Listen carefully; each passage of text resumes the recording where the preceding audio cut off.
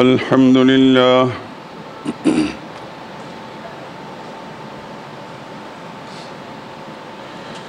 الحمد لله وحده والصلاة والسلام على من لا نبي بعده ولا رسول بعده ولا معصوم بعده أما بعد فإن خير الحديث كتاب الله وخير الهدي هدي محمد صلى الله عليه وسلم وشر الأمور محدثاتها وكل محدثة بدعة وكل بدعة ضلالة وكل ضلالة في النار. أعوذ بالله من الشيطان الرجيم. بسم الله الرحمن الرحيم. وأيوب إذ نادى ربه أني مسني الضر وأنت أرحم الراحمين فاستجبنا له فكشفنا ما به من ضر وآتيناه أهله ومثلهم معهم رحمة من عندنا وذكرى للعابدين. وظنون إذ ذهب مغاضبا فظن أن لن نقدر عليه فنادى في الظلمات أن لا إله إلا أنت سبحانك إني كنت من الظالمين فاستجبنا له ونجيناه من الغم وكذلك ننجي المؤمنين. وزكريا إذ نادى ربه رب لا تذرني فردا وأنت خير الوارثين فاستجبنا له ووهبنا له يحيى وأصلحنا له زوجه إنهم كانوا يسارعون في الخيرات ويدعوننا رغبا ورهبا وكانوا لنا خاشعين.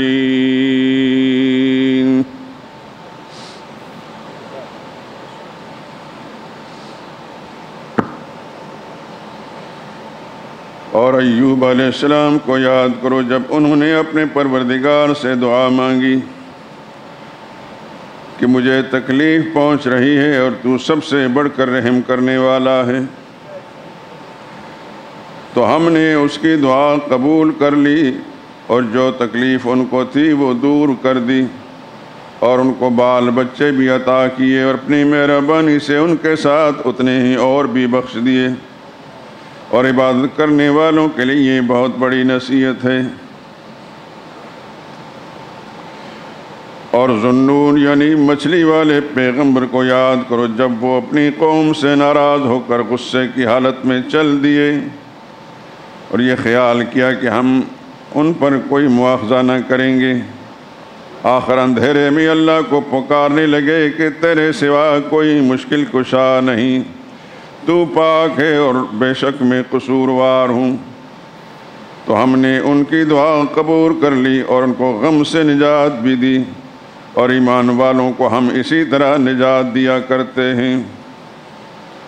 اور زکریا کو بھی یاد کرو جب انہوں نے اپنے پروردگار کو پکارا کہ میرے پروردگار مجھے اکیلا مت چھوڑ، تو سب سے بہتر وارث ہے.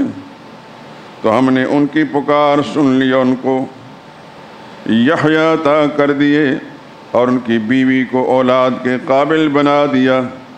یہ لوگ لپک لپک کر نیکیاں کرتے اور ہمیں امید اور خوف سے پکارا کرتے تھے اور ہمارے ہی آگے عاجزی کیا کرتے تھے.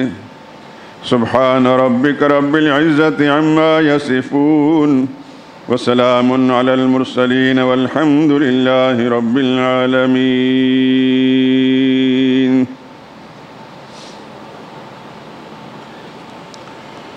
درود پاک پڑھ لیں. اللهم صل على محمد وعلى آل محمد كما صليت على إبراهيم وعلى آل إبراهيم إنك حميد مجيد اللهم بارك على محمد وعلى آل محمد كما باركت على إبراهيم وعلى آل إبراهيم إنك حميد مجيد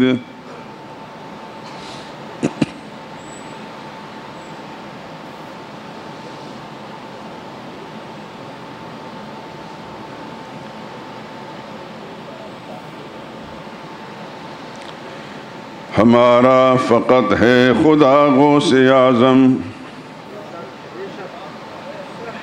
ہمارا فقط ہے خدا غوث اعظم، نہیں کوئی جس کے سوا غوث اعظم۔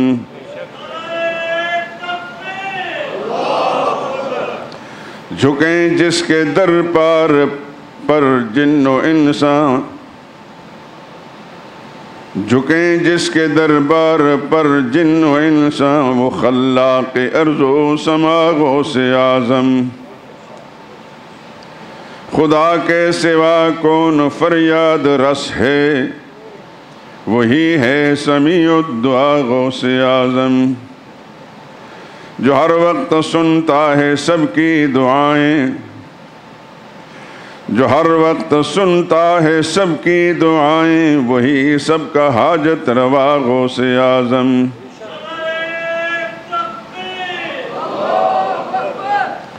وہ معبود ہے انبیاء اولیاء کا، وہ مسجود شاہ و گدا غوث اعظم۔ رگے زندگی سے جو نزدیک تر ہے، وہ بے مثل سب کا خدا غوث اعظم۔ نہیں ہے جو محتاج ہرگز کسی کا، وہ محتاج کا آسرا غوث اعظم۔ مسلمان سمجھتا نہیں ہے کسی کو، مسلمان سمجھتا نہیں ہے کسی کو، کبھی بھی خدا کے سوا غوث اعظم۔ مناسب نہیں ہم کہیں غیر حق کو، مناسب نہیں ہم کہیں غیر حق کو، مدد کے لیے آؤ یا غوث اعظم۔ خدا غوث اعظم ہے سب کا بلا شک، خدا ہی کو اپنا بنا غوث اعظم۔ مصائب میں بس اس خدا کو پکارو، وہ غفار جرم و خطا غوث اعظم۔ خدا ہی مددگار ہے ہر کسی کا، وہ دافع ہر بلا غوث اعظم۔ خدا ہی کا فرمان ہے جاری جہاں میں، وہ مختار روز جزا غوث اعظم۔ جو سب کے سفینے کنارے لگائے، جو سب کے سفینے کنارے لگائے، وہی سب کا مشکل کشا غوث اعظم۔ ظہور اس خدا سے مدد مانگیے گا، ظہور اس خدا سے مدد مانگیے گا، نہیں کوئی جس کے سوا غوث اعظم۔ ہمارا فقط ہے خدا غوث اعظم، نہیں کوئی جس کے سوا غوث اعظم۔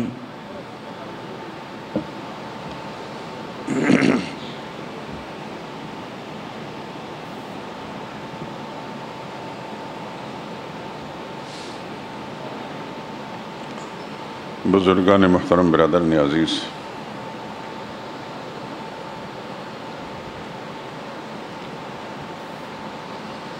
قرآن حکیم کی یہ آیات کریمہ جو 70ویں پارے میں سورہ انبیاء سے منتخب کی گئی، ان آیات کریمہ میں 3 پیغمبروں کا ذکر ہے جنہوں نے اپنی مشکل میں بارگاہ الہی میں التجا کی اور اللہ ہی نے ان کی مشکل کشائی فرمائی۔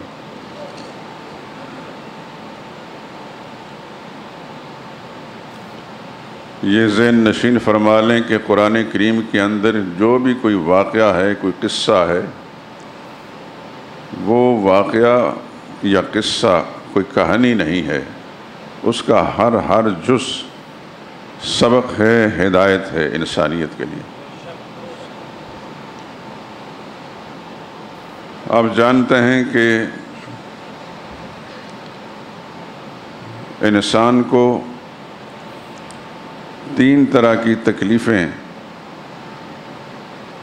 جب لاحق ہوتی ہیں تو اس وقت وہ مضطر، بے قرار اور بے چین ہو جاتا ہے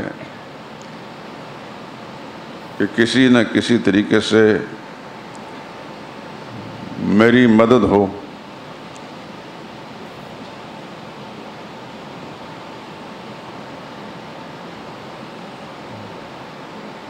کوئی میری مشکل کے اندر میرا ساتھ دے۔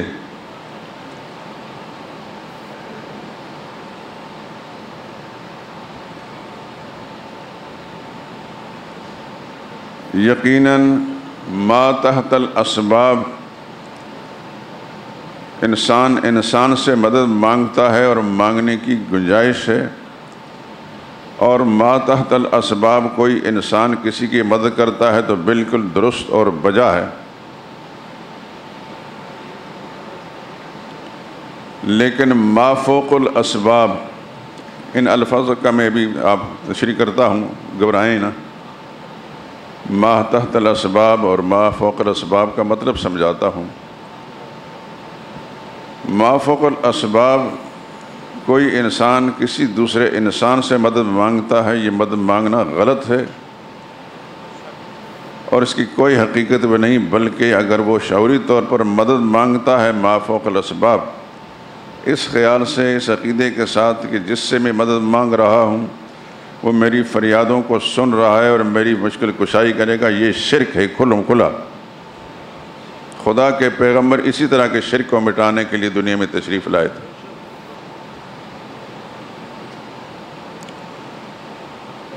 ما تحت الاسباب یعنی ظاہری طور پر میں کسی کو دیکھ رہا ہوں، وہ مجھے دیکھ رہا ہے، یا میری بات وہ سن رہا ہے، میں اپنی بات اس تک پہنچا سکتا ہوں، اسے کہتا ہوں کہ فلاں مشکل آن پڑی ہے، اس میں میرا ساتھ دیں، اور وہ ساتھ دیتا ہے۔ اس قسم کی استدعاء، اس قسم کی فریاد کسی سے کرنا بالکل بجا ہے اور درست ہے۔ کسی کے پاس پانی پڑا ہے، آپ کو پیاس لگی ہے، آپ کہتے ہیں مجھے پانی پلائیں، وہ پلا دیتا ہے، اس میں کوئی حرج کی بات نہیں۔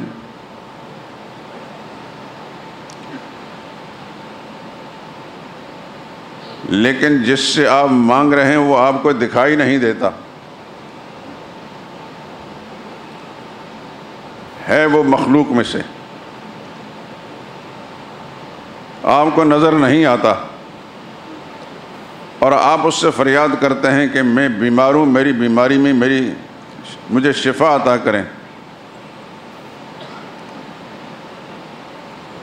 یہ اللہ کی ذات کے لیے تو درست ہے، اللہ کے سوا کسی کے لیے بھی کھلم کھلا گمراہی اور شرک ہے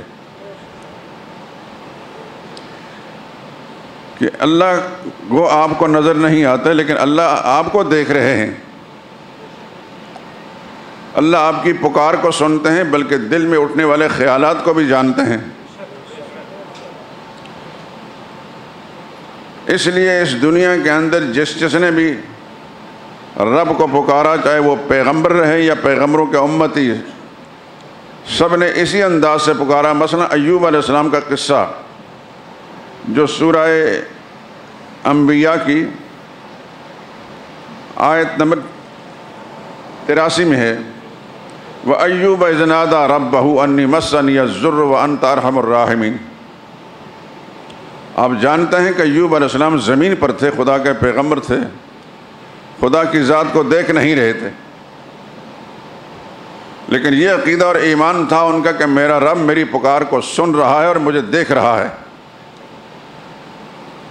اور انہوں نے فریاد کی بارگاہ الہی میں، اس کا ذکر اللہ نے اپنی کتاب مقدس میں کر دیا اور قیامت تک کے لیے رہے گا۔ یہ مستقل ایک ہدایت ہے کہ ایوب علیہ السلام جب بیمار ہوئے تو بیماری میں پکارا رب انی مسنی الضر، میرے داتا مجھے بڑی تکلیف ہو رہی ہے، وانت ارحم الراحمین، تو سب سے بڑا مہربان ہے۔ تو پھر جواب کیا ہے؟ فاستجبنا لہ، ہم نے ایوب کی پکار کو، فریاد کو سن لیا اور مان بھی لیا۔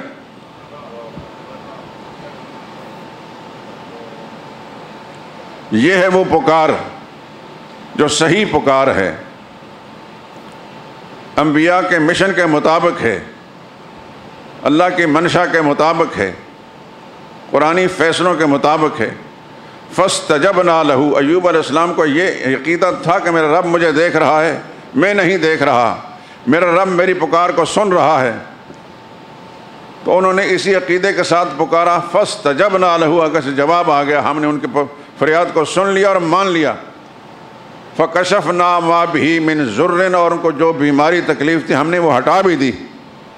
ایوب علیہ السلام کا یہ بھی عقیدہ تھا کہ میری پکاروں کو سننے والا میرا رب سن رہا ہے اور مجھے دیکھ بھی رہا ہے، اور جس تکلیف کے لیے میں پکار رہا ہوں اس تکلیف کو ہٹانے کی طاقت بھی رکھتا ہے۔ چنانچہ ایسا ہی ہوا۔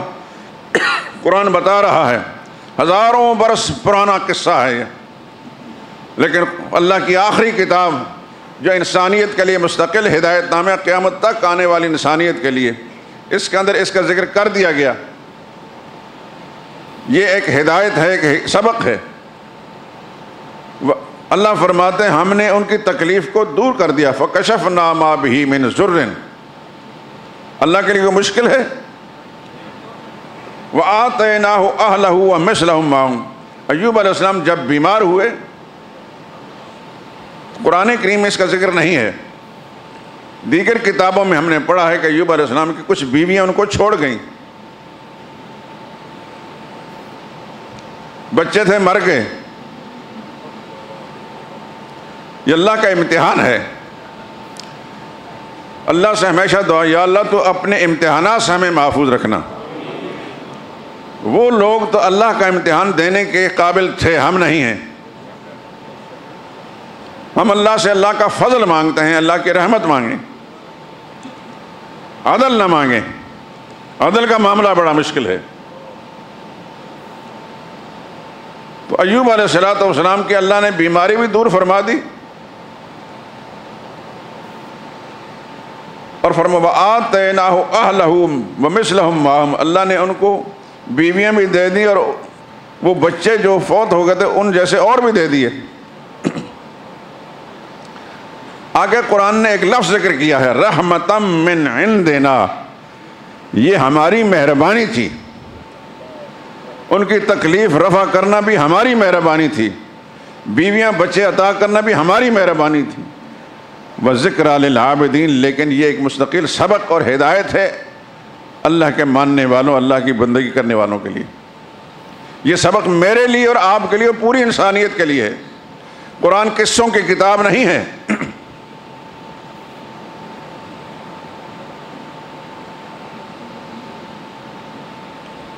ایوب علیہ السلام کا قصہ قرآن کریم کے دیگر مقامات پر بھی ہے۔ کسی غلطی پر ایوب علیہ السلام نے قسم کھائی تھی بیوی کو سزا دینے کی، وہ ایک وفادار بیوی جو رہ گئی تھی۔ کتابوں میں بہت سارے واقعات ہیں، میں مضمون سے نکل جاؤں گا، اس طرف نہیں جانا چاہتا۔ میں چاہتا ہوں کہ یہ آیات جو پڑھی ان کو میں سمیٹ لوں۔ کسی غلطی پر ایوب علیہ السلام نے اس کو سزا دینے، کوڑے مارنے کی قسم کھا لی، لیکن وہ اللہ کی بندی کسی بدنیتی کی بنا پر اس غلطی میں مبتلا نہیں ہوئی تھی، نیک نیتی کی بنا پر۔ اور دلوں کا حال کون جانتا ہے؟ پیغمبر اپنی بیوی کو غلط سمجھ کر، یعنی انہیں غلطی کی تھی، اعتقادی غلطی، کوئی کردار کی غلطی نہیں تھی، قسم کھا لی کہ ان کو سزا دوں گا۔ اللہ جو ارحم الراحمین ہے، دلوں کا حال جاننے والا ہے، اللہ نے ایوب علیہ السلام کو تدبیر بتائی کہ جس طرح ایک جھاڑو ہوتا ہے جس میں بہت سارے تنکے ہوتے ہیں، فضرب بھی ولا تحنس، ایک جھاڑو مار دیں تاکہ آپ کی قسم پوری ہو جائے۔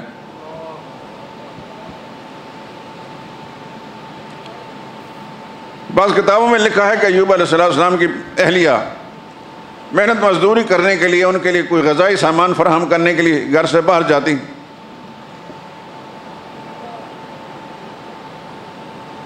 کسی صاحب نے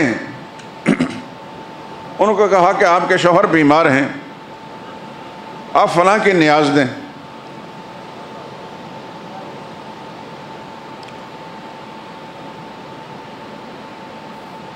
اس کی نیت میں فطور تھا، یہ تو مجبور تھی، اور آپ جانتے ہیں کہ مجبور انسان اپنی مجبوری دور کرنے کے لیے ہر ایک کی بات پر لبیک کہتا ہے، شاید اس طرح میری مشکل حل ہو جائے.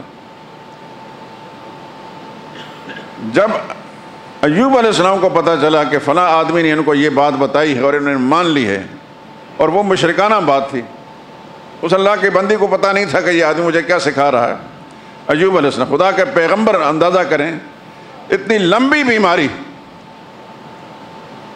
خاندان والے لوگوں نے چھوڑ دیا، اہل محلہ نے ہٹا دیا، لیکن پیغمبر کا عقیدہ اسی جگہ موجود ہے. یہ واضح نشین فرما لیں، کتنی بڑی تکلیف بھی کیوں نہ پہنچے، پیغمبر میں اور غیر نبی میں یہ فرق ہے. نبی استقامت کا پہاڑ ہوتا ہے.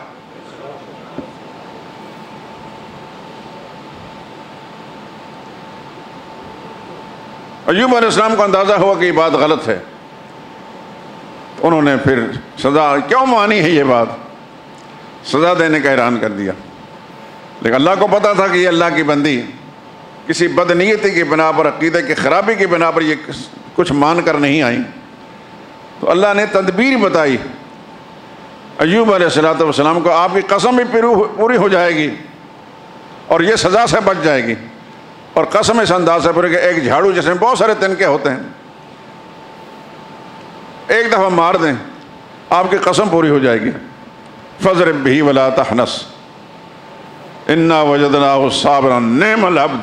بڑا واہ واہ بندہ تھا.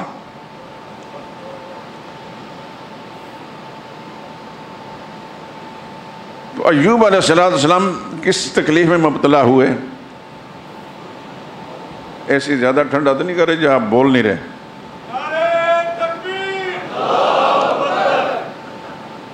آپ اگر نہیں بولیں گے تو پھر کون بولے گا. ایوب علیہ السلام کس تکلیف میں مبتلا تھے. بیماری میں سمجھ آ رہی ہے. ایوب علیہ السلام کون تھے؟ اللہ کے پیغمبر تھے علیہ السلام. اور تکلیف کیا تھی؟ ایک بیماری، لمبا عرصہ بیمار رہے.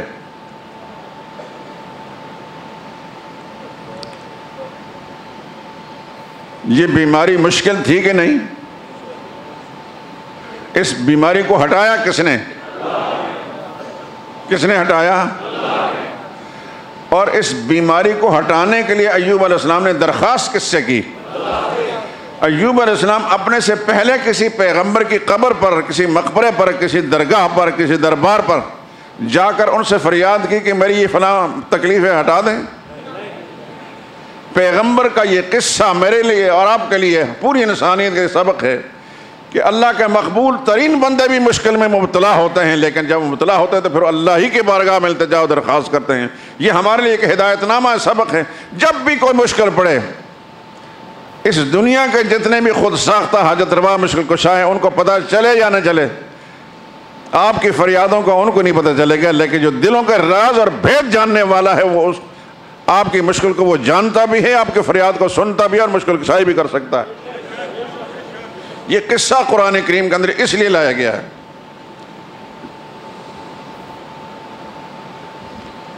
کہ بیماری میں شفا دینے والا کون ہے؟ تو ہم نے اپنی بیماریوں میں شفا کے لیے کس سے التجا کرنی ہے؟ صرف اللہ سے. صرف اللہ سے. جو کچھ بول رہے ہیں نا تو اپنے دل سے نکال کر بولیں. دل کو اور زبان کو اپنے متحد اور متفق کر کے کہ ہم نے اللہ کا قرآن سنا ہے، اللہ کا نبی کا قصہ سنا ہے، اس نے ہمیں ایک سبق دیا ہے کہ کوئی مشکل بھی آئے گی، ہماری اپنی جسم پر بیماری ہو یا ہمارے بچے یا گھر کے کسی فرد یا کسی عزیز کی، اس کی شفا کے لیے ہم نے اگر التجا کرنی ہے، دامن پھیلانا تو صرف اللہ کے سامنے پھیلانا ہے، اس لیے کہ اللہ ہی نے یہ جسم دیا ہے۔ جسم کس کا دیا ہوا ہے؟ اور بیماری لانے والا کون ہے اور ہٹانے کی طاقت بھی صرف وہ رکھتا ہے، اسی کے سامنے التجا کرنی ہے۔ نعرہ تکبیر، اللہ اکبر۔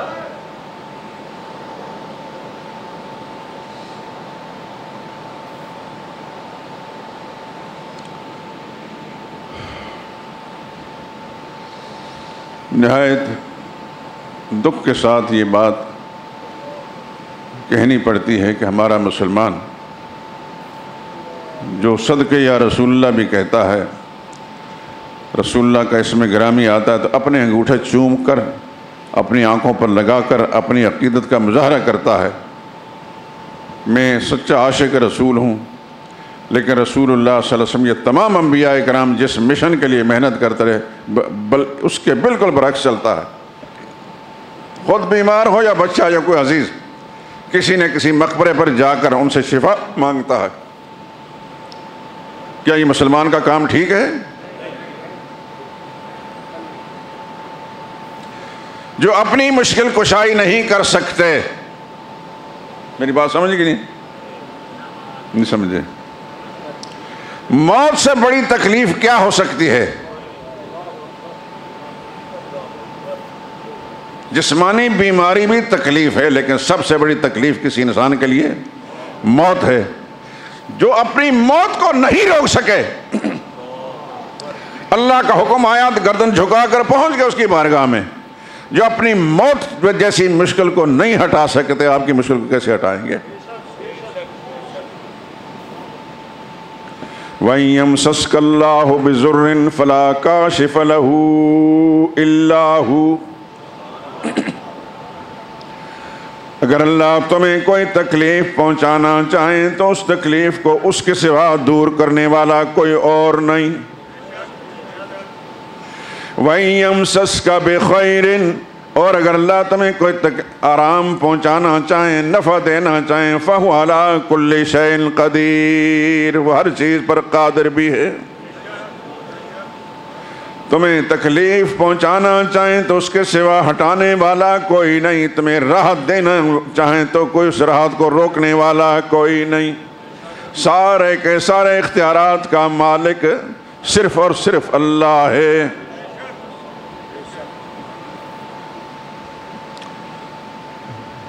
ایک پیغمبر کا قصہ سن لیا جو بیماری میں مبتلا ہوا۔ آج بھی ہمیں اس طرح کی تکلیفیں آتی ہیں، خود یا بچہ یا عزیز کوئی بیمار ہو جاتا تو پھر اس کی مشکل کشائی کے لیے جن کے پاس ذرا پیسے ہیں تو وہ تو ڈاکٹر تک رجوع کرتے ہیں۔ ڈاکٹر رجوع کرنا یہ ممنوع نہیں، ما تحت الاسباب، محنت کرنا، تدبیر کرنا جائز ہے، کسی حکیم کے پاس جانا، کسی ڈاکٹر، لیکن عقیدہ یہ ہو یہ ایک سبب اختیار کر رہا ہوں، لیکن تکلیف کو رفع کرنا صرف اللہ ہی کا کام ہے۔ سارے دوست اچھی طرح اس بات کو ذہن نشین فرما لیں، جن کو خدا نے وسائل دیے ہیں، پیسے دیے ہیں، ڈاکٹروں کے پاس جا سکتے ہیں، بڑے سے بڑے ڈاکٹر کے پاس، ملک سے باہر جا کر علاج کرا سکتے ہیں، لیکن شفا ان کے ہاتھ میں نہیں، شفا صرف اللہ ہی کے ہاتھ میں ہے۔ اگر ڈاکٹر کے ہاتھ میں شفا ہوتی تو اس ڈاکٹر پر کبھی موت نہ آتی۔ شفا صرف اللہ ہی کے اختیار میں۔ یہ عقیدہ بالکل ذہن کا، دل و دماغ کے اندر اس کو پیوست کر لیں۔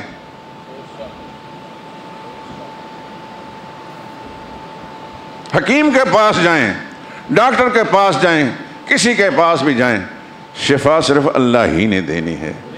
وہ نہ دینا چاہے ساری دنیا کے ڈاکٹر بھی محنت کر لیں، شفا نہیں مل سکتی۔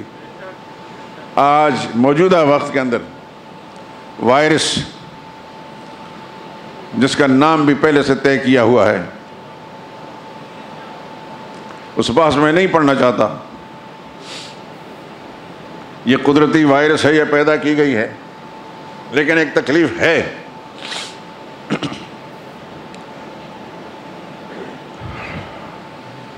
جن ملکوں کے پاس ٹیکنالوجی ہے وہ انتہا پر ہیں، اس کے جنہیں گھمنڈ ہے کہ ہم سے بڑا اس لائن میں کوئی نہیں ہے، یہی وائرس قدرتی ہے یا غیر قدرتی ہے، جب ان کے لوگوں کو پہنچتا ہے تو پھر روک سکتے ہیں؟ آپ کے پاکستان کے مقابلے میں دوسرے ملکوں میں جو آپ سے کئی گنا زیادہ ٹیکنالوجی رکھتے ہیں، ہزار ہا انسان لقمہ اجل بن گئے، ان کی ٹیکنالوجی اپنے لوگوں کو بچا سکی ہے؟ موت جب آتی ہے تو پھر کوئی روک؟ قُلْ لَن يُصِيبَنَا إِلَّا مَا كَتَبَ اللَّهُ لَنَا، میرے لاڈلے پیغمبر اعلان کر دیں، لَن يُصِيبَنَا إِلَّا مَا كَتَبَ اللَّهُ لَنَا، ہمیں وہی تکلیف پہنچی ہے جو اللہ نے اپنے تقدیر کے قلم سے ہمارے لیے لکھ دی ہے۔ اس نے فیصلہ کر لیا ہے کہ اس پر موت دینی ہے، ساری دنیا کے دروازوں میں دستک دے لی جائے، موت آ کر رہے گی، اور اگر نہیں ہے تو نہیں آئے گی، چاہے کچھ بھی کر لیں۔ آبادی کم کرنے کے لیے اگر یہ تدبیر کی گئی ہے تب بھی وہی ہوگا جو میرا رب چاہے گا۔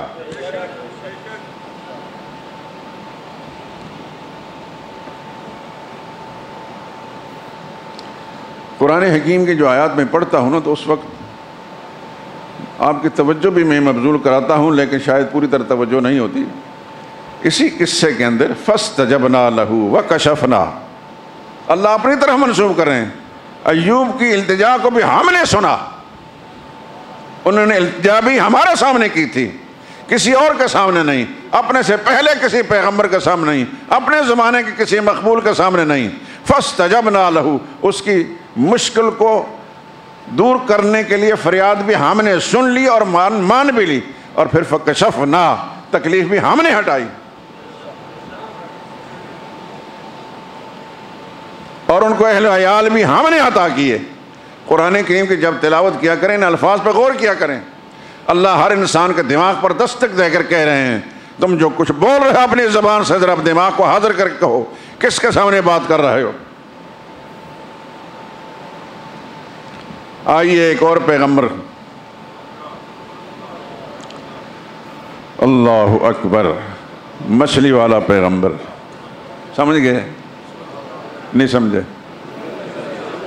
حضرت یونس علیہ السلام بہت مشہور ہیں اس پہلو سے کہ جو تکلیف ان کو لاحق ہوئی تھی بڑی انوکھی سی، انوکھی تھی، اور پھر انہوں نے اس تکلیف کو ہٹانے کے لیے جو انداز اختیار کیا وہ بڑا انوکھا تھا، پھر اس پر اللہ کی طرف سے جو جواب آیا وہ بھی بڑا انوکھا ہے، اور وہ اتنا پسندیدہ جواب ہے کہ جب سے یہ قرآن نازل ہوا ہے تب سے اللہ والے ایوب علیہ السلام کی اس فریاد کو، اس دعا کو اپنی مشکل کشائی کے لیے خدا کی بارگاہ میں التجا کرتے ہیں۔ تجربے سے ثابت کیا ہے کہ قرآن میں، حدیث میں نہیں لکھا ہوا، بعض بزرگوں کے اپنے تجربات ہیں کہ 1.25 لاکھ مرتبہ اگر یہ آیت کریمہ پڑھی جائے تو اللہ ساری کی ساری مشکلیں ہٹا دیتی ہیں۔ اللہ ہی سے مانگتا ہے تو اللہ ہی ہٹانے والے ہیں۔ وَذَنُّونَ، مچھلی کے پیٹ والا پیغمبر، اس کا تذکرہ کرو، اِذ ذَهَبَ مُغَاضِبًا، جب ناراض ہو کر چل پڑے۔ کس سے ناراض ہوئے؟ اپنی قوم سے۔ قوم کے سامنے توحید بیان کی، نہیں مانی۔ سورہ یونس کے اندر یہ تذکرہ موجود ہے، اور بتا دیا کہ دیکھیے مان لو میری بات کو، نہیں خدا کا عذاب آئے گا، 3 دن کے اندر اندر خدا کا عذاب آئے گا۔ نہیں مانا انہوں نے۔ یونس علیہ السلام ناراض ہو کر قوم سے، بستی سے نکل گئے، اور راستے میں ایک کشتی پر سفر کرنے کی نوبت آ گئی۔ کشتی روزانہ کے معمول پر آتی جاتی تھی، مسافروں کو لاتی لے جاتی تھی۔ آج عجیب معاملہ ہوا کہ پیغمبر کشتی میں بیٹھے تو کشتی ڈولنے لگی ہے۔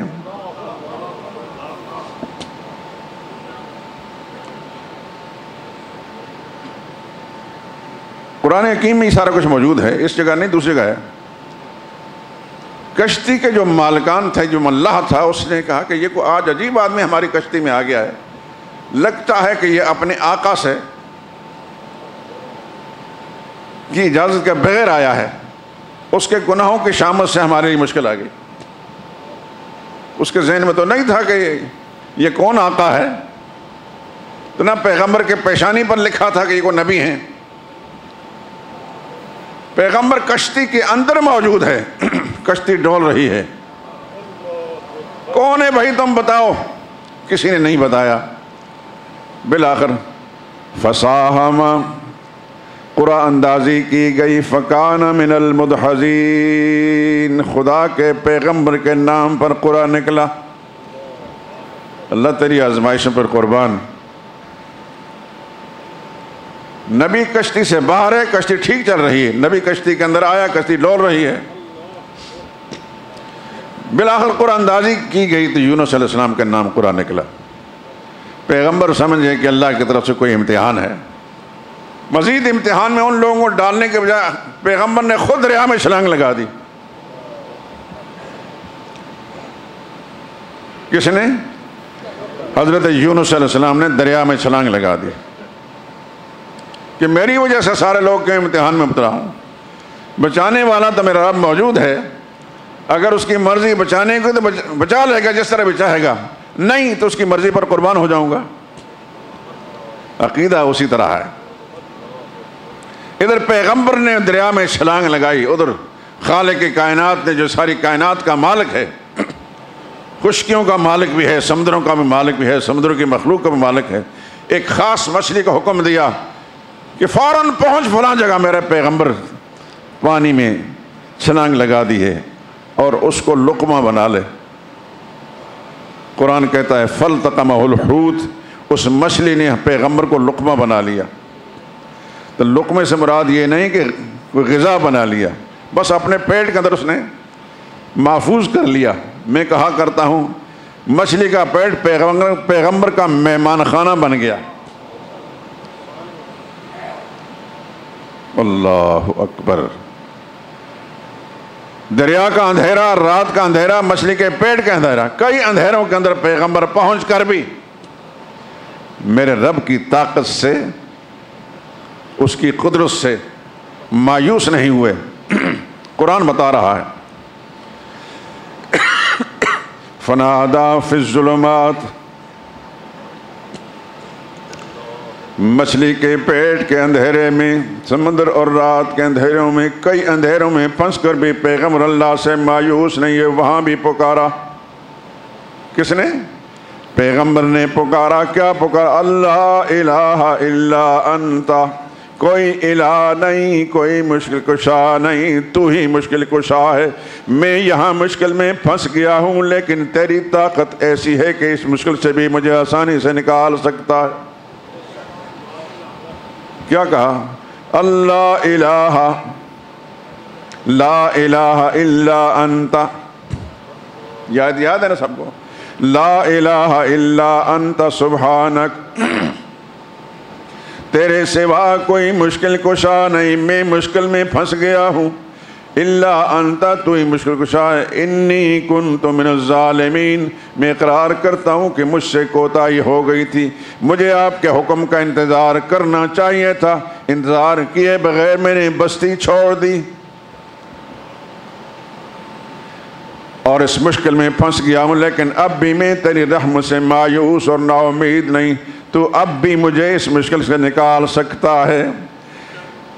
خشکی میں بھی میں یہ پیغام دنیا کو سناتا رہا کہ اللہ کے سوا کوئی مشکل کشا نہیں، یہاں پہنچ کر بھی میرا عقیدہ نہیں بدلا کہ یہاں سے بھی میرے اللہ تو میری مشکل کشائی کر سکتا ہے۔ اور عجیب معاملہ ہوا، یونس علیہ السلام نکلے اس بستی سے، فوراً خدا کا عذاب آسمانوں کے سامنے آ گیا، جو پیغمبر نے بتایا تھا کہ 3 دن کے اندر اندر خدا کا عذاب آئے گا۔ اللہ اکبر۔ دنیا کی قوم سے واحد قوم یونس علیہ السلام کی آیا ہوا عذاب توبہ کا ذریعہ ٹل گیا۔ لوگ سمجھ گئے کہ پیغمبر نے جس عذاب کی پیشن گوئی کی تھی وہ عذاب آ گیا۔ ساری بستی کے لوگ، کیا مرد اور کیا عورتیں اور کیا بچے، حتیٰ کہ جانور بھی صحراؤں اور جنگلوں کے اندر نکل کے خدا کے سامنے رونے لگے۔ یا اللہ ہمارے گناہ معاف کر دے۔ ہم مانتے ہیں اس بات کو یونس علیہ السلام جو کہتے تھے، جب انہوں نے مان لی تو میرے رب کی میں، اس کے لیے کیا مشکل ہے؟ عذاب لا بھی سکتا ہے تو ہٹا بھی سکتا ہے۔ قرآن بتا رہا ہے کہ یونس علیہ السلام کی قوم پر آیا ہوا عذاب خدا کا ٹل گیا، ہٹ گیا۔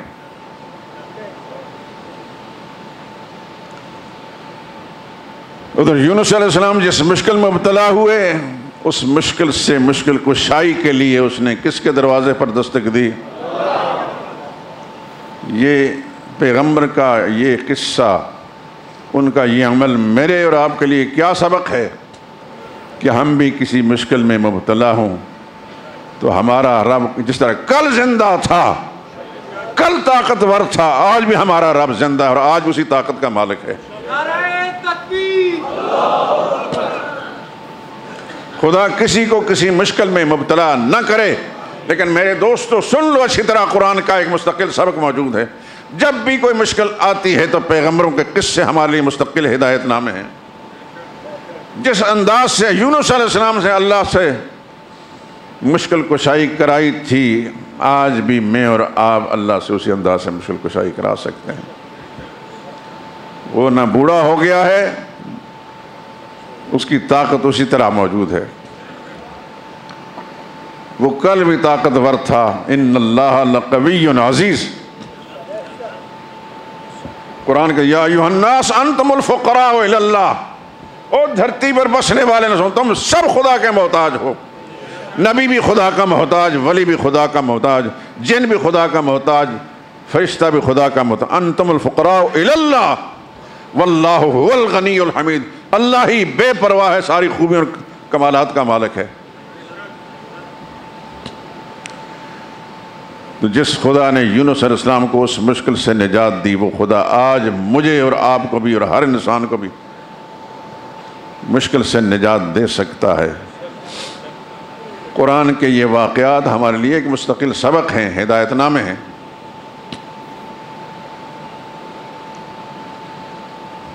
اللہ اکبر۔ کچھ عرصے کے بعد یونس علیہ السلام کو اللہ کے حکم سے اس مچھلی نے دریا کے کنارے پر لے جا کر اگل دیا۔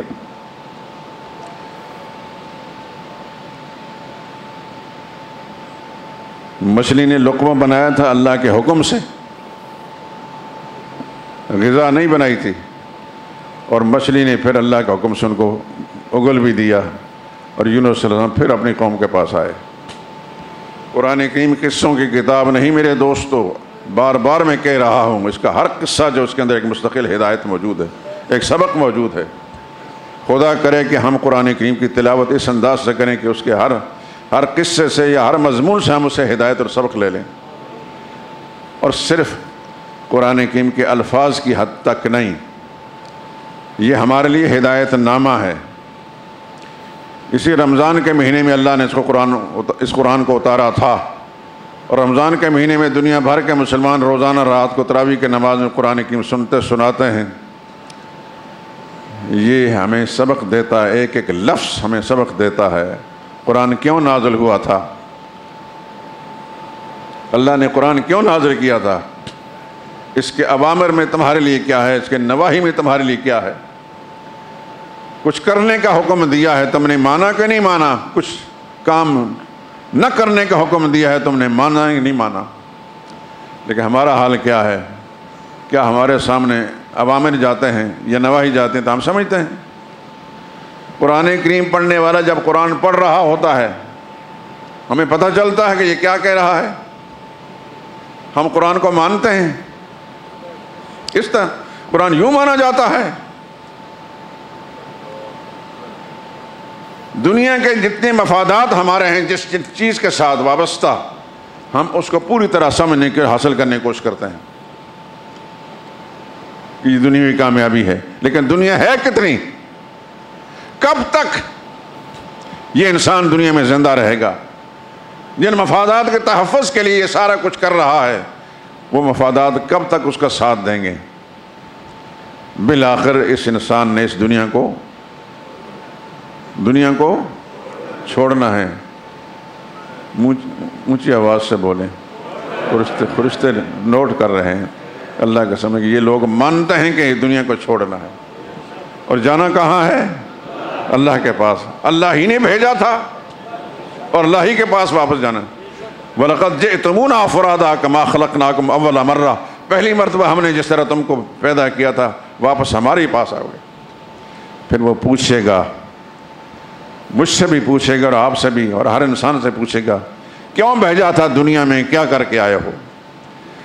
تیری ہدایت کے لیے ہدایت نامہ بھیجا تھا, اس کو کس قدر سمجھا, کتنا اس پر عمل کیا؟ کیا جواب ہے ہمارے پاس؟ جذباتی باتیں بہت آسان ہیں میرے دوستو. سچائیوں کے دائرے میں آ کر حقائق کا سامنا کرنا, یہ حقائق ہیں کہ جو کچھ اللہ نے اس کتاب مقدس فرمایا ویسا ہو کر رہے گا. میری پھر درخواست ہے, میں ہمیشہ درخواست آپ سے کرتا ہوں کہ خدا کے لیے اپنے 24 گھنٹوں کی زندگی میں ایک ترتیب ایسی بنائیں جس میں اپنے آرام کے لیے بھی وقت ہو, اپنے کام کے لیے بھی وقت ہو, اپنے کھانے پینے کے لیے بھی وقت ہو اور خدا کی کتاب کے لیے بھی کچھ وقت ہو.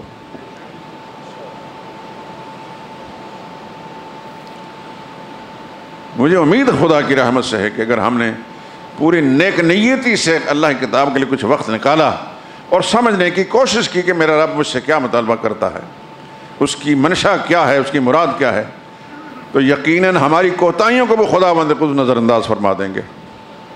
وہ جانتا ہے, اندر باہر سے ہمیں جانتا ہے یہ کتنے کمزور ہیں. اس کے لیے کوئی چیز پوشیدہ نہیں.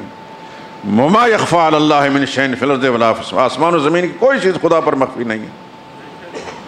ہمارے ارادوں کو بھی جانتا ہے, ہمارے دلوں کے رازوں کو بھی جانتا ہے, ہمارے اعمال کو بھی جانتا ہے, ہماری کمیاں کوتاہیوں کو بھی جانتا ہے. لیکن نیتیں اگر ہماری درست ہوں گی تو میرا رب ہماری کوتاہیوں سے درگزر فرما دیں گے. سب سے پہلے تو یہ اپنی نیتوں کو درست کیا جائے. ایک دفعہ جب بلائے گا پھر واپس دنیا میں نہیں بھیجے گا.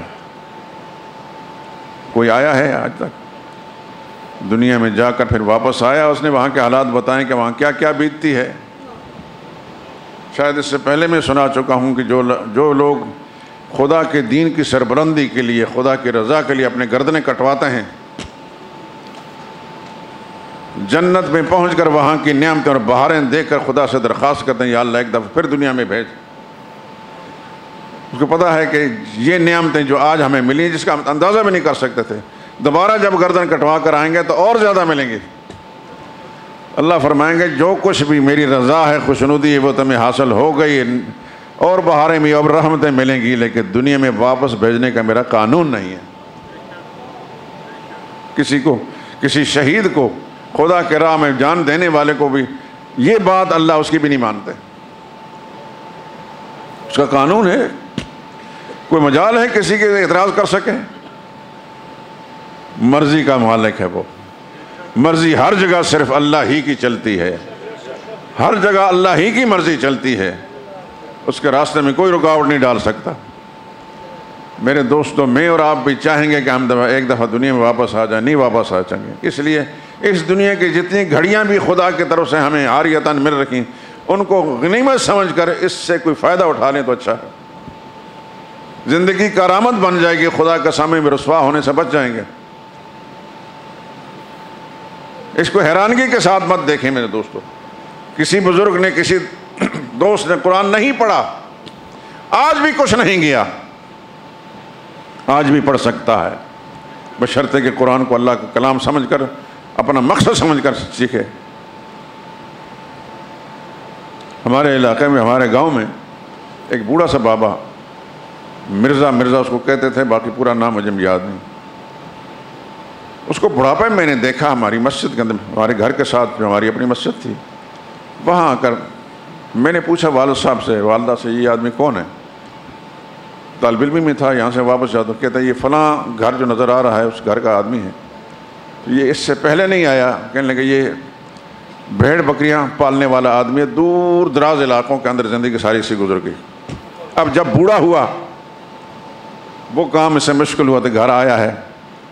تو ہمارے والد صاحب اللہ جنت نصیب فرمائے, وہ بڑے عجیب جذبات رکھنے والے انسان تھے. ایک دروازے پر جا کر لوگوں کو نماز کی ترغیب دیتے, قرآن نہیں پڑھا تو قرآن کی ترغیب دیتے تھے.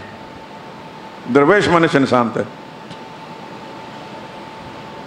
کوئی دنیا کا طمع نہیں, کوئی لالچ نہیں, بس یہی ہے کہ خدا راضی ہو جائے. اب وہ جب مسجد میں آنے لگا اس کو میرے والد صاحب نے نماز سکھائی، اور طلب صادق ہو تو انسان سیکھ بھی لیتا ہے، سیکھ لی اس نے نماز۔ پھر والد صاحب نے کہا کہ قرآن بھی پڑھ لے۔ اس نے کہا اس بڑھاپے میں 80 سال کی عمر کا آدمی، میرے والد صاحب نے کہا کوئی مشکل بھی نہیں ہے، تو جذبہ بنا، میرا رب تمہیں قرآن کریم سمجھ دے گا۔ ایسا ہی ہوا۔ ہم نے دیکھا کہ سارا دن وہ آدمی مسجد کے ایک سائڈ پر بیٹھ کر اونچی اونچی آواز سے قرآن کریم پڑھتا تھا۔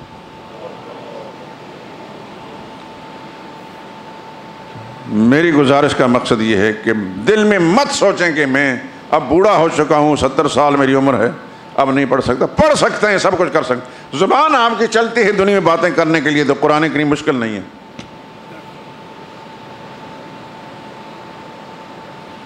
اگر 6 برس کا بچہ قرآن کریم حفظ کر سکتا ہے تو 70 سال کی عمر آدمی قرآن کریم الفاظ کی حد تک پڑھ سکتا ہے۔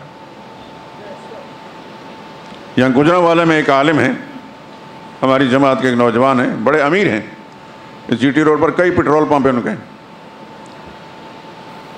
اوائل عمر کے اندر وہ کرکٹر تھے، ملک سے باہر کو کرکٹ کو بھیجنے لگے۔ ہماری جماعت کے ایک اور عالم ان کو ملے، کہنے لگے تجھے اللہ نے بڑی صلاحیتوں سے نوازا ہے، کس فضول کام میں لگا ہوا، دین کیوں نہیں پڑھتے؟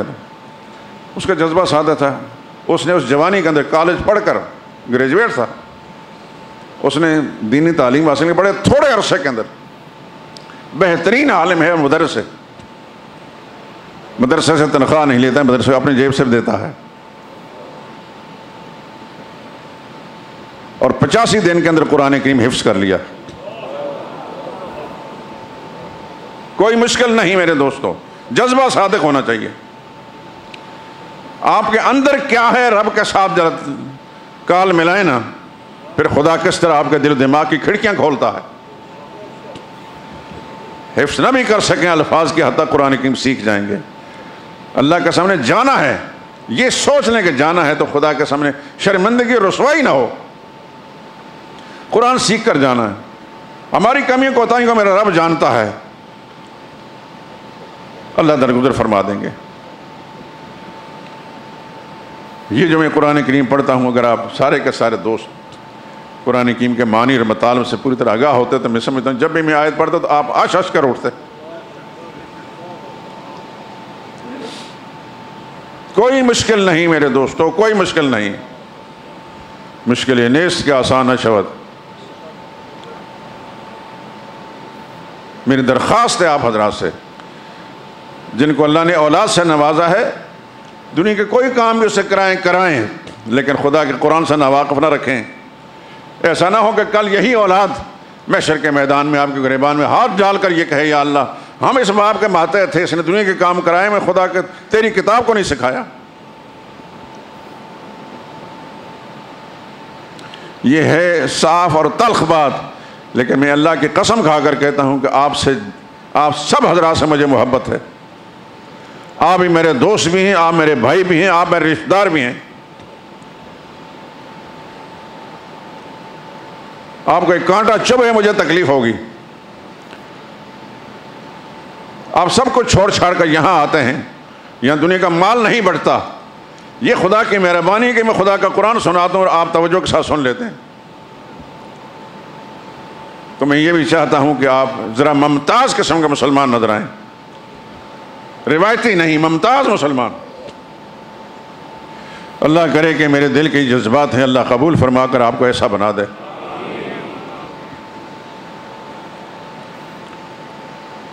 اللہ اکبر۔ یونس علیہ السلام نے اندھیروں میں التجا کی، کس کے سامنے؟ جب میں کوئی پوچھوں تو برائے کرم بولا کریں تاکہ مجھے اطمینان ہو جائے کہ آپ توجہ کے ساتھ سن رہے ہیں۔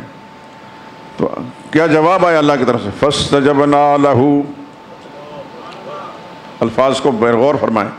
فَاسْتَجَبْنَا لَهُ، میرے پیغمبر نے اندھیروں کے اندر میرے دروازے پر دستک دی، اس امید کے ساتھ کہ میرا رب یہاں بھی دیکھ رہا ہے، یہاں سے بھی سن رہا ہے۔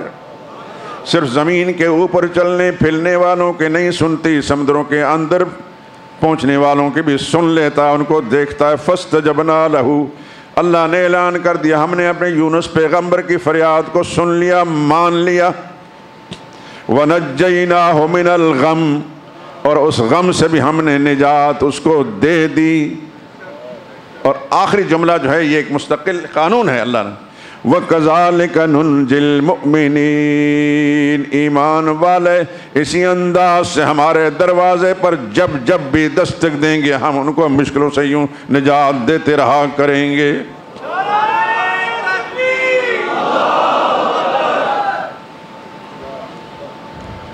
دو پیغمبروں کا قصہ تفصیلات کو چھوڑتا ہوں میں، ایک تیسرے پیغمبر، میں نے جان بوجھ کر یہ 3 نبیوں کی آیتیں پڑھی ہیں۔ وَزَكَرِيَّا، ایک اور پیغمبر نے حضرت زکریا علیہ السلام، اِذْ نَادَى رَبَّهُ، جب اِذْ نَادَى رَبَّهُ، پکارا کس کو؟ اپنے رب کو، اپنے داتا کو۔ سنسکرت زبان کے اندر داتا رب کو کہتے ہیں۔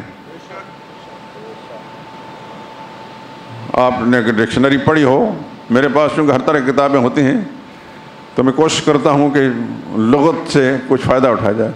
سنسکرت زبان کے اندر داتا کا معنی رب ہے۔ اب لاہوریوں نے جن بزرگوں کو داتا بنا رکھا ہے یہ ان کی اپنی سوچ ہے، لیکن داتا کون ہے؟ صرف اللہ۔ داتا کون ہے؟ صرف اللہ۔ یہ بھاٹی میں جو بزرگ مدفون ہیں ان کا نام علی تھا۔ علی افغانستان میں حجویر ایک علاقہ ہے، وہاں کے رہنے والے تھے، علی حجویری رحمۃ اللہ تعالیٰ علیہ۔ انہوں نے اپنی زندگی میں نہیں کہا کہ مجھے داتا کہو، مجھے رب مانو۔ ان کا رب بھی وہی تھا جو سب کا رب ہے۔ تو زکریا علیہ السلام پیغمبر ہیں، 100 سال کی عمر کو پہنچ گئے ہیں، بے اولاد ہیں۔ یہ 3 تکلیفیں آتی ہیں، کبھی کسی کو بیماری لاحق ہو جاتی ہے، جیسے ایوب علیہ السلام کو، کبھی کسی اور طرح کی تکلیف میں مبتلا ہو جاتا ہے جیسے یونس علیہ السلام، کبھی بے اولاد ہوتا ہے جیسے زکریا علیہ السلام۔ تو اللہ کی شان پر قربان، اپنے نبیوں کے قصے بھی اس نے قرآن میں بیان کر کے میرے اور آپ کے لیے اور ہر انسان کے لیے ہدایت کا سبق دے دیا۔ ان پیغمبروں کے حالات پہ غور کرو، ان کی مشکلیں جس انداز سے مشکلیں دور ہوئی تھی، تمہاری مشکلیں بھی اسی انداز دور ہو سکتی ہیں۔ زکریا علیہ السلام 100 سال کی عمر کو پہنچ چکے، گھر میں اولاد نہیں۔ بیوی جیسے مورخین لکھا ہے کوئی 86 سال کی عمر، بوڑھی ہو گئی۔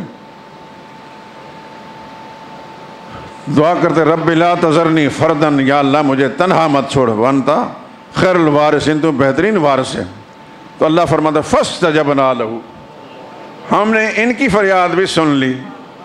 تینوں پیغمبروں کے ساتھ فاستجبنا فاستجبنا فاستجبنا، لیکن پکارا کس کو؟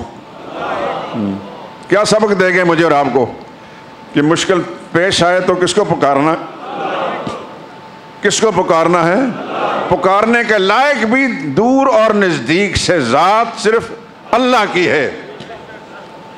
ہر جگہ سے، ہر زمان، ہر مکان میں ہر ایک کی فریاد کو، پکار کو سننے والا صرف اور صرف اللہ ہے۔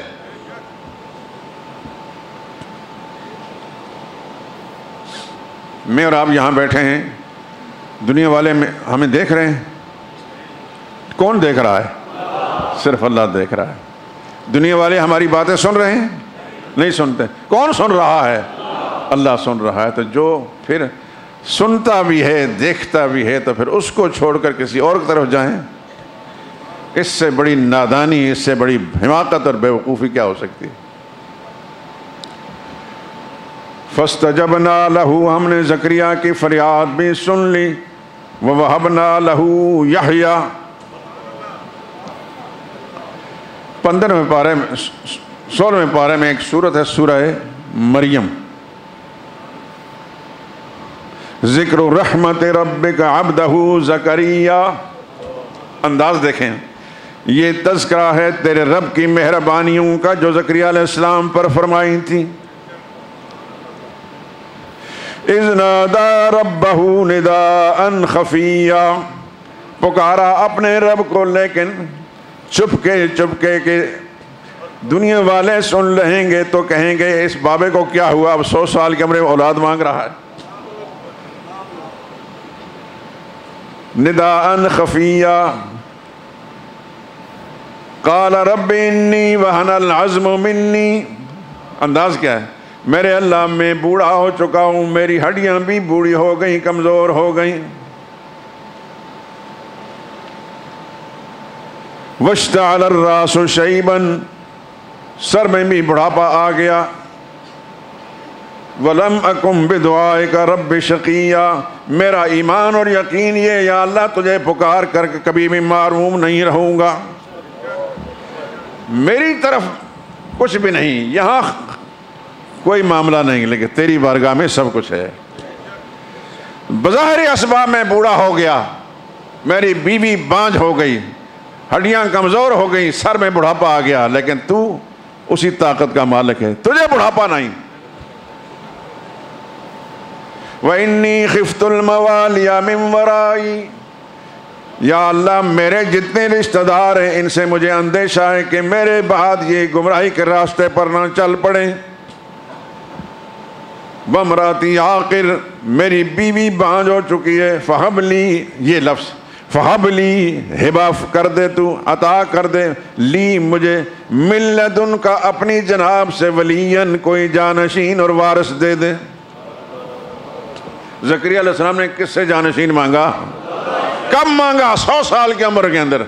خدا ہر وقت سنتا ہے، بوڑھے کی بھی سنتا ہے، جوان کی بھی سنتا ہے۔ جواب کیا؟ یا زکریا، اللہ اکبر، یا زکریا، آواز سنی کہ نہیں سنی؟ اے زکریا علیہ السلام، انا نبشرک،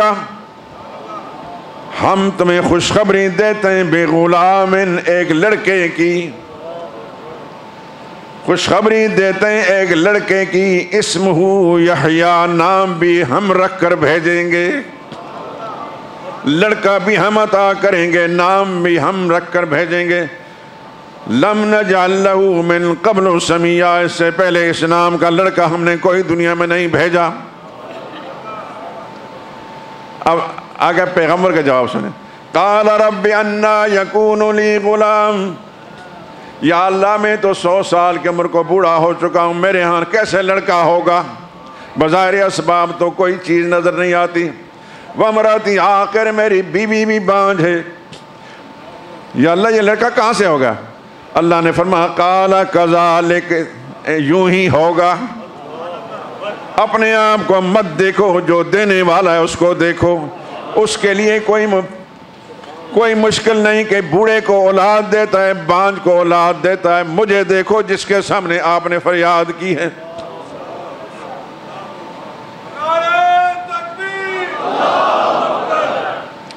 اللہ نے فرمایا ہوا علی ہین، بڑھاپے کی عمر کے اندر بانجھ عورت کو اولاد دینا میرے لیے بڑا آسان ہے۔ اور ساتھ فرمایا وَقَدْ خَلَقْتُكَ مِن قَبْلُ، اے میرے پیغمبر آپ کو بھی تو میں نے بنایا ہے، میں نے بھی پیدا کیا ہے۔ کیا تھے آپ؟ پانی کے ایک بوند تھے، ہر انسان پانی کا ایک قطرہ۔ وَلَمْ تَكُ شَيْئًا، آپ بھی تو کچھ نہیں تھے۔ اگر اس کچھ نہیں کو ہم نے کچھ کر دیا ہے تو میرے لیے کل اگر یہ طاقت تھی آج بھی طاقت ہے۔ اللہ اکبر۔ سورہ آل عمران میں اس قصے میں تھوڑے سے وضاحت یوں ہے، سیدہ مریم ان کی سگی خالہ حضرت زکریا علیہ السلام کی اہلیہ تھیں۔ مریم صدیقہ کی والدہ نے منت مانی گئی تھی کہ مجھے خدا بیٹا دے گا تو تیرے گھر کی خدمت کے لیے چھوڑوں گی۔ اللہ نے بیٹی دے دی، اسی کو گھر کی خدمت کے لیے چھوڑ دیا اور زکریا علیہ السلام کے پاس چھوڑ دیا۔ چھوٹی سی بچی کہ صاحب کا معلوم ہوگا، پڑھا بھی ہوگا، ایک عبادت خانے کے اندر چھوٹی سی بچی کو بٹھا کر حضرت زکریا علیہ السلام دروازہ بند کر کے چلے جاتے۔ کلما دخل علیہا زکریا المحراب، جب بھی زکریا علیہ السلام اس عبادت خانے میں داخل ہوتے، وجد عندہا رزقا، مریم صدیقہ چھوٹی سی بچی کے پاس ہر قسم کا رزق پاتے۔ حضرت زکریا پوچھتے انا لک ھذا، اے بچی یہ رزق کہاں سے ہے؟ قالت ہوا من عند اللہ، مریم صدیقہ چھوٹی سی بچی کے لیے یہ اللہ کی طرف سے آیا ہے، ان اللہ یرزق من یشاء بغیر حساب۔ جب یہ کیفیت دیکھی زکریا علیہ السلام نے تو دل بھر آیا، ہنالک دعا زکریا ربہ، اس موقع پر زکریا علیہ السلام نے رب کو پکارا، رب ہب لی من لدنک ذریۃ طیبۃ انک سمیع الدعاء، یا اللہ اپنی جناب سے کوئی پاکیزہ لڑکا عطا کر دے، تو ہی پکاروں کو سننے والا ہے۔ فنادتہ الملائکۃ وہو قائم یصلی فی المہد ان اللہ یبشرک بیحییٰ۔ زکریا علیہ السلام عبادت میں کھڑے تھے، خدا کا فرشتوں نے آ کر آواز دی، خدا تمہیں یحییٰ کی بشارت دیتے ہیں۔ میرا رب کل بھی طاقت کا مالک تھا، آج بھی طاقت کا مالک ہے۔ جو بے اولاد ہیں ان کے لیے بھی سبق ہے کہ اولاد کس سے مانگنی ہے؟ اللہ سے مانگنی ہے۔ اور جو بیمار ہیں ان کے لیے بھی سبق ہے، شفا کس سے مانگنی ہے؟ اللہ سے۔ دنیا کی تکلیفوں میں پھنس گئے، مشکلات میں مبتلا ہو گئے، وہاں بھی مشکل کشائی کس سے کرانی ہے؟ صرف اللہ سے کرانی ہے۔ میرے دوست اور بزرگوں، زندگی نے ساتھ دی تو انشاءاللہ یہ بات کریں گے آگے۔ عید کی نماز انشاءاللہ یہاں ہوگی، عید الفطر 6:30 بجے ادا کی جائے گی۔ نماز حضرات سے درخواست ہے کہ مسلح و جان ماز کپڑا ساتھ لے کر آئیں، اور 27ویں تاریخ کو ہمارے ہاں ختم قرآن ہے انشاءاللہ۔ اور پچھلے سالوں کی طرح مولانا انطاء اللہ بندیالوی صاحب جو ہمارے پنجاب کے بڑے نامور خطیب ہیں اور ہماری جماعت کے ساتھی ہیں، وہ تشریف لائیں گے، آپ حضرات اس کو نوٹ فرما لیں۔